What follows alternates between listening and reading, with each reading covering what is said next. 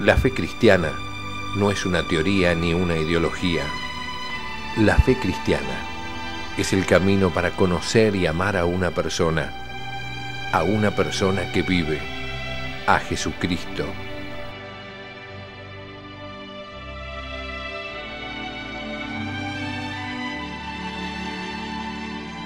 La fe cristiana, un curso del Instituto de Formación Teológica por Internet que quiere ayudarte a crecer en el amor a Jesús, nuestro Señor.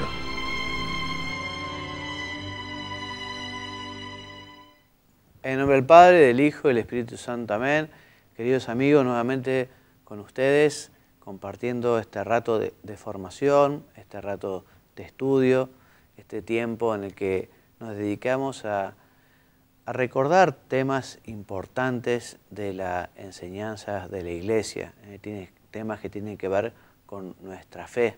Y hoy veremos un tema importantísimo, hoy veremos nada más ni nada menos que lo que significó la pasión y muerte de Jesús en la cruz, ¿no? Cómo Él quiso redimirnos, cómo Dios quiso que el perdón del pecado original y de los hombres sea a través de Jesucristo que se hace hombre, de Jesucristo que muere en la cruz cargando con los pecados de los hombres.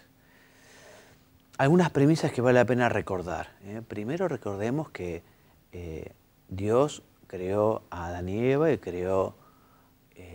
realizó toda la creación y todo gozaba de un concierto y una armonía que eran maravillosos, ¿no? Entra en el hombre y en la creación el desorden con el pecado. El pecado realmente rompe esa armonía, rompe el trato con Dios, incluso entra la muerte en el mundo. Dios había creado a Adán y Eva para que no murieran, pero por el pecado original cayeron en la tentación del demonio que quiso que se hicieran como Dios, eso les dijo, les mintió. Y así el hombre, por soberbia, quiere hacerse como Dios, se rebela contra Dios, desobedece a Dios, ¿no? Entonces, junto con el pecado original, entra, digamos, el mal en el mundo y en la creación, ¿no? Entonces, el hombre que antes del pecado tenía puesto, en fin, su norte, su meta, su fin, sus deseos justamente en Dios, ¿no? Y en lo que Dios había querido, después del pecado comienza a fijarse metas falsas y fines terrenos, ¿no? La venida de Jesucristo tiene como fin principal volver a reimplantar ese orden, ese proyecto inicial de Dios, a restaurar esa profunda herida que tiene el hombre, porque se separó de Dios, le rechazó a Dios, le dio la espalda a Dios y se abrió allí una brecha en la cual el hombre además no podía acceder a la bienaventuranza eterna del cielo, ¿no? Entonces Jesucristo se hace hombre para justamente pedir perdón en nombre de los hombres y así alcanzar el perdón de Dios y poder recuperar para el hombre la bienaventuranza eterna, el cielo. Jesús, verdadera cabeza del género humano, asumió toda la realidad humana degradada por el pecado, la hizo suya y la ofreció filialmente al Padre. Jesús así restituyó la situación humana a su verdadero sentido en dependencia de Dios Padre. Por eso toda la vida de Cristo tiene esta finalidad, este objetivo salvador. La finalidad entonces propia del misterio de la cruz es cancelar el pecado, es que se perdone ese pecado. O sea, hemos dicho, si no lo hemos dicho, lo decimos ahora, que Dios no tenía ninguna obligación de perdonar, ¿no? El pecado de Adán y Eva. Y perdonando tampoco tenía ninguna obligación de que fuera de esta manera, o sea, enviando al Verbo, a la segunda persona de la Santísima Trinidad, al mundo para que se haga hombre y para que padezca y muera en la cruz. Sin embargo, Dios quiso que fuera de esta manera, que fue una manera maravillosa. Santo Tomás narra toda una lista de razones de conveniencia para demostrar cómo efectivamente esta fue la mejor manera que existe para que el hombre fuera perdonado en su pecado, ¿no? Entonces el objetivo del plan de Dios es justamente que vuelva a haber esa unión, que los hombres puedan volver a ser hijos de Dios, hijos en el Hijo, hijos en el Verbo, hijos en nuestro Salvador. Jesús así cancela el pecado del mundo cargándolo sobre sus propios hombros. Todos los pecados de los hombres, recordamos a Jesús en el huerto de los olivos, en Getsemaní, ¿no? Sudando sangre, previendo lo que iba a suceder. Y aquello que sucedió en la cruz, en la cual el pobre Jesús, ¿no? Realmente fue castigado de una manera tremenda, sufrió como nadie ha sufrido en la historia de la humanidad, porque además tenía Jesucristo una perfecta sensibilidad, una sensibilidad que nadie tuvo, porque era perfecto hombre, sufrió tanto en sus sentidos internos como en sus sentidos externos, quizá los sentidos internos incluso más, ¿no? Porque, en fin, sabiendo que lo habían abandonado sus seres queridos, que lo había traicionado Judas, en fin, todo aquello era un dolor tremendo, ¿no? Y ese dolor tremendo nos ayuda a ver lo que es la dimensión y la gravedad del pecado. Nosotros que a veces nos acostumbramos a nuestras faltas, a nuestras imperfecciones, a nuestros pecados, nos puede venir bien meditar un poco la pasión del Señor, meditar el Vía Crucis, leer el Evangelio y ver lo que supuso el pecado, ¿no? O sea, el pecado llevó a que Jesucristo pagara de esta manera tan impresionante, que es muriendo en la cruz. Entonces repetimos, Jesucristo cargó con nuestros pecados. Él no tuvo ningún pecado tuvo Jesucristo, pero cargó con todos los pecados de los hombres de la humanidad entera, de toda la historia de la humanidad. Todos somos responsables de la muerte de Jesucristo, no solo los judíos y romanos del siglo I que lo colgaron allí en la cruz, todos los hombres, tampoco solo Adán y Eva, todos los hombres. Proféticamente Isaías nos narra, unos cuantos siglos antes, cómo sería esa muerte de Jesús en la cruz, y dice en su capítulo 53 que Jesús, en fin, sin nombrarlo, se humilló y no abrió boca, como un cordero fue llevado al matadero y no abrió la boca, como oveja muda ante los esquiladores. Este cordero sin mancha aceptó libremente los sufrimientos físicos y morales impuestos por la injusticia de los pecadores. Y en ella asumió todos los pecados de los hombres, todas las ofensas hechas a Dios. Por eso, cada agravio, repetimos, es de algún modo causa de la muerte de Cristo. Jesús cargó con todos los pecados de los hombres. De esta manera, con su entrega, alcanzó la redención, alcanzó el perdón. Cristo se ofreció al Padre y esos sufrimientos justamente son una ofrenda hecha al Padre, ¿no? Por eso dice Isaías, nosotros hemos sido curados en sus llagas, ¿no? Por sus llagas. De esta cruz procede la posibilidad de vivir alejados del pecado y también de integrar los sufrimientos y las muertes en el camino de la santidad. Entonces, desde la muerte de Cristo, el dolor, ya lo veremos, el sufrimiento adquiere también una nueva dimensión, porque unidos al sacrificio de Cristo, ya lo veremos, también nosotros podemos convertirnos en corredentores, también nosotros podemos colaborar en la obra de la redención. ¿Por qué por qué Dios quiso que fuera de esta manera la redención? Es un misterio, digamos, ¿no? Pero lo decíamos, hay muchísimas razones de conveniencia para que Dios eligiera este modo. Punto 2. La cruz revela la misericordia y la justicia de Dios en Jesucristo. Entonces repetimos, Dios quiso salvar el mundo por el camino de la cruz. Esta cruz es fruto del amor de Dios ante el pecado de los hombres. Dios, repetimos, quiso enviar a su Hijo para que realizara la salvación de los hombres con el sacrificio de su propia vida. Por eso decimos que la cruz revela la misericordia de Dios y la justicia de Dios. La misericordia porque el Padre envió a su Hijo tan amado, tan querido. O sea, tanto que quiso Dios a los hombres, tan grande es su misericordia que nos da a su Hijo. Imaginemos nosotros, por ejemplo, el ofrecimiento que Dios pide a Abraham, ¿no? El dolor de Abraham cuando Dios le pide que sacrifique a su hijo Isaac, ¿no? Y cualquier persona diga, bueno, si Dios me pide el sacrificio de mi hijo, ¿no? Realmente es un sacrificio enorme. Bueno, Dios, el amor de Dios llega, o su misericordia llega a este nivel, ¿no? De entregarnos a su propio Hijo para que nos redima. La entrega que el Padre nos hace de su Hijo amado, consignándolo a los pecadores, manifiesta el amor del Padre hacia los hombres y su misericordia. La cruz también nos revela la justicia de Dios, ¿no? Porque efectivamente quien pide perdón es un hombre. Pero quien pide perdón también es Dios, tiene la dignidad de Dios, ¿no?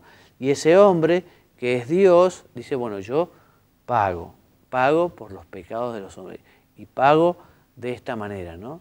A través de mi sacrificio, ese sacrificio que será el sacrificio de la nueva alianza, que será, en fin, lo más sagrado y lo más importante que tiene la humanidad.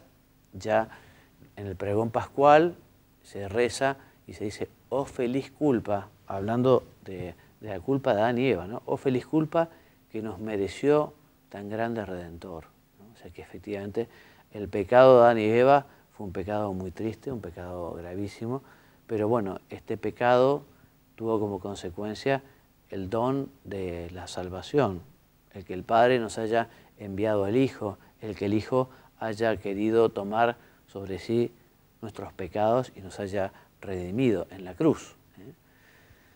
Por eso, la fidelidad, la obediencia y el amor de Cristo a su Padre Dios, la generosidad, la caridad, el perdón de Jesús a sus hermanos los hombres, su veracidad, su justicia e inocencia, mantenidas y afirmadas en la hora de su pasión y de su muerte, nos alcanzan el perdón y abren nuestros corazones al amor. O sea, si tanto me quiere Dios a mí, yo, ¿qué estoy haciendo para agradecerle a Dios lo mucho que me quiere, lo mucho que me da? Si Jesucristo, si Dios murió en la cruz por mis pecados, ¿yo qué estoy haciendo para agradecerle?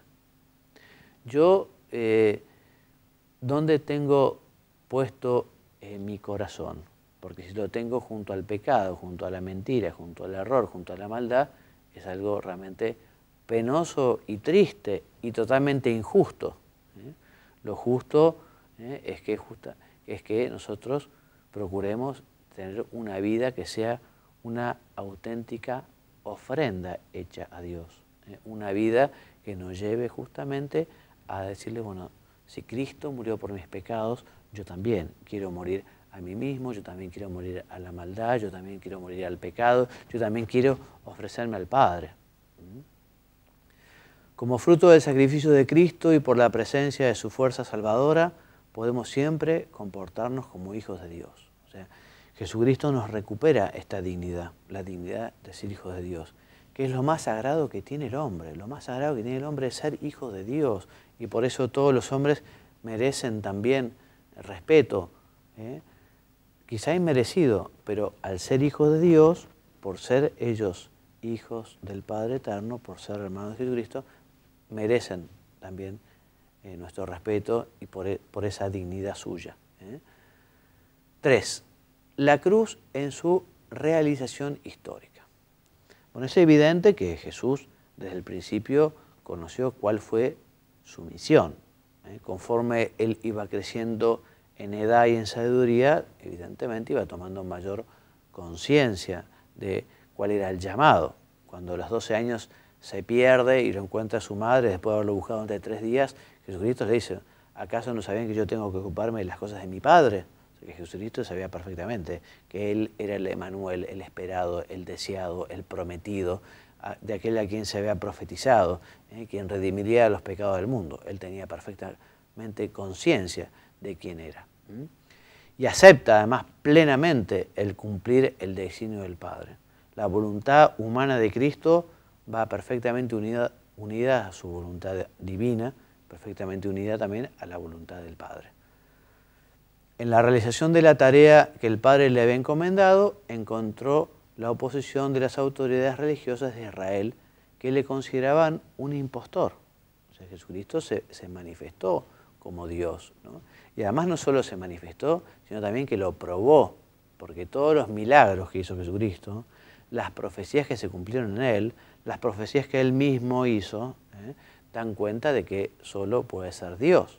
Jesucristo mismo dijo, si ustedes no creen en mis palabras, al menos crean en mis obras. O sea, Jesucristo demostró claramente que era Dios, especialmente con su resurrección. Testigos de su resurrección son muchísimos, más de 500 personas, o sea que lo vieron a Jesús resucitado. Dice que había muerto en la cruz y que estuvo enterrado 3 días, Él resucitó. El compendio, en su número 117, dice que algunos jefes de Israel acusaron a Jesús de actuar contra la ley, contra el templo de Jerusalén y particularmente contra la fe en el Dios único, porque se proclamaba hijo de Dios. Por ello lo entregaron a Pilato para que lo condenase a muerte. O sea, Jesucristo murió porque se llamó hijo de Dios y era hijo de Dios, ¿no? O sea que efectivamente el Señor dio testimonio de esta afirmación que hizo en más de una oportunidad. Los que condenaron a Jesús pecaron al rechazar la verdad que es Cristo. En realidad, lo hemos dicho, todo pecado es un rechazo de Jesús y de la verdad que Él nos trajo.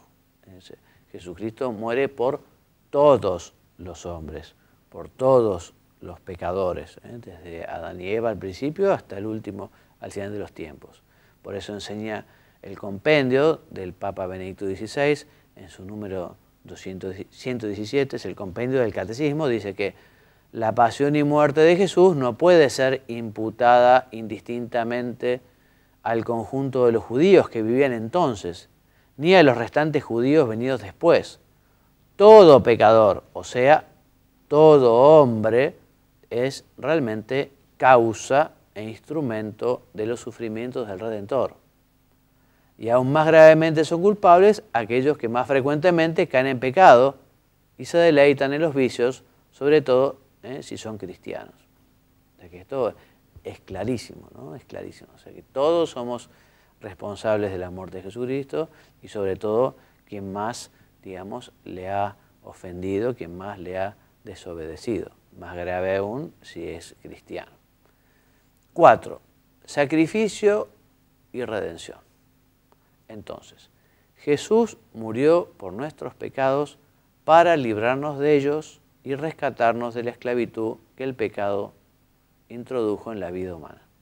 O sea que después del pecado, el hombre quedó sujeto a la muerte y al pecado y de alguna manera muy particular también a las garras del tentador, del demonio. Entonces, Jesucristo viene y con su muerte nos libera. Entonces, este sacrificio de liberación tiene distintos significados. Por un lado, es un sacrificio de alianza, ya lo veremos. Es un sacrificio de expiación, purgación.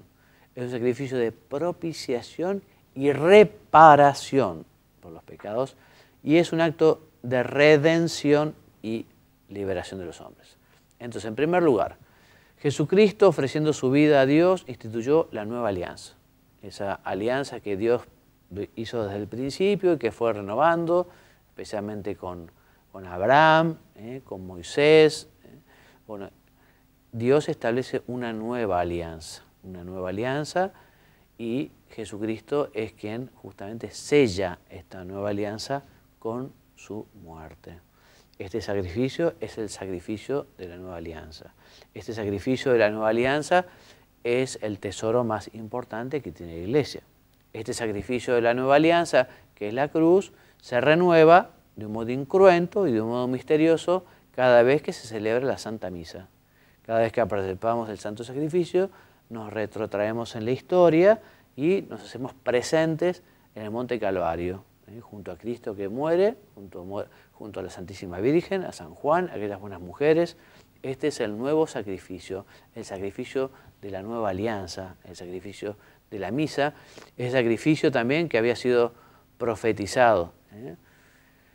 El nuevo pacto es la alianza sellada en el cuerpo de Cristo, entregado y en su sangre derramada por nosotros. También este sacrificio de Cristo en la cruz tiene un valor de expiación.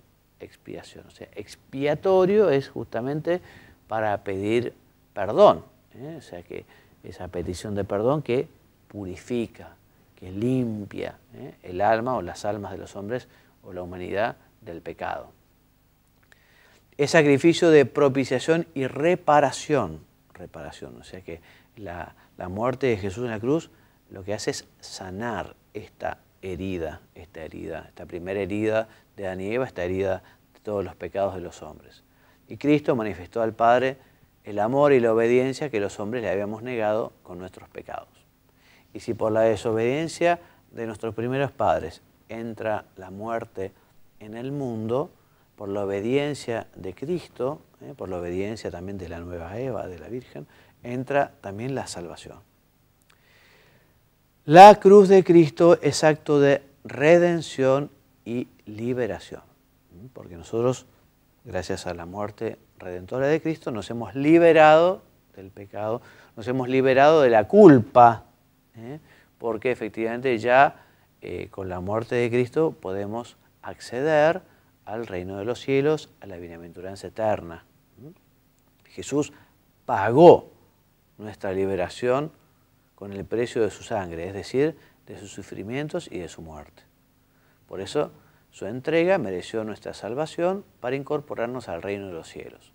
¿Qué nos dice al respecto de San Pablo en la carta a los Colosenses? El que nos libró del poder de las tinieblas y nos trasladó al reino del Hijo, en quien tenemos la redención, el perdón de los pecados. Los efectos de la cruz. ¿Cuáles son los efectos de la cruz? Vamos a verlos rápidamente. Entonces, en primer lugar, la cruz nos ha redimido, por la cruz hemos sido perdonados del pecado. También nos ha liberado de las ataduras al demonio, que ocultamente tenía al hombre atenazado. Nos hemos liberado de la muerte eterna para poder ganar el cielo. Removidos todos estos obstáculos, la cruz abre para la humanidad la vía de la salvación, la posibilidad universal de la gracia. O sea que Jesucristo nos recupera la gracia, esa unión con Dios que nos llega a través de los sacramentos, que nos lleva a través de este don gratuito que Dios nos da. En primer lugar, nos llega a través del bautismo, se nos perdona el pecado original, nos hace hijos de Dios, miembros de la Iglesia. Por eso Jesús es la única y universal causa de salvación. Toda la salvación del hombre llega por Cristo. Aunque quizá los hombres no lo conozcan, aunque quizá, no conozcan, también a los no cristianos, toda la salvación les llega por Cristo, toda la salvación llega por nuestro Señor. Nosotros estamos llamados, lo decíamos, a redimir también. Estamos llamados a ser colaboradores de la obra redentora. Esto es muy impresionante. San Pablo dice, yo estoy con Cristo en la cruz y no soy yo el que vive, sino Cristo vive en mí. Y también dice, completo en mi carne lo que falta a la pasión de Cristo por su cuerpo, que es la Iglesia. Por eso nosotros podemos ser corredentores, ayudarlos. La muerte de Cristo alcanza para todos los hombres, pero después cada hombre tiene que buscar su propia salvación. Y nosotros con nuestro apostolado, con nuestra oración, también con nuestro sacrificio, con nuestra penitencia, con nuestra unión con Cristo, también ayudamos a nuestros hermanos. Por eso la enfermedad y el dolor ofrecidos a Dios en unión con Cristo alcanzan un gran valor redentor. Así también la mortificación cuando se hace con este espíritu de Cristo. Esto es por amor y para la redención de los demás. Jesucristo en la cruz nos da ejemplo de todas las virtudes. Y vamos rápido porque falta poco tiempo. Nos da ejemplo de caridad. Nadie tiene amor más grande que el que da su vida por los amigos, de San Juan. Nos da ejemplo de obediencia, porque se hizo obediente al Padre hasta la muerte de cruz, nos dice San Pablo en la carta a los Filipenses. Nos da ejemplo de humildad, de mansedumbre y de paciencia, porque soportó los sufrimientos sin evitarlos ni suavizarlos, como un manso cordero. Nos da ejemplo de desprendimiento de las cosas terrenas. El Rey de Reyes y Señor de Señores nos deja todo, todo. Y también, y con esto terminamos, en esta obra de la redención, Jesucristo quiso asociar particularmente a la Virgen María, ¿no? La Virgen María estuvo íntimamente unida a su Hijo y también su sufrimiento, el sufrimiento de la Reina de los Mártires, tiene un valor corredentor importantísimo. Entonces, con esta idea, terminamos nuestro programa pidiéndole a la Virgen que realmente nos ayude también a nosotros a unirnos a la cruz y así ayudar a Cristo a corredimir. Como biografía entonces, el Catecismo, sus números 599 a 618, el Compendio, de sus números 112 a 124, y también de Juan Pablo II, el valor redentor de la Pasión de Cristo, su catequesis del año 88, y también Cristo, la muerte de Cristo, su carácter redentor, la catequesis del mismo año 88 y 89. Como lecturas recomendadas, la homilía La muerte de Cristo, vida del cristiano, de San José María, y del Diccionario de Teología, ver también justamente este tema, Jesucristo y la cruz. Me despido, hasta el próximo programa, que Dios los bendiga y los haga muy santos. Gracias por haberme acompañado y nos vemos, si Dios quiere, en el próximo tema.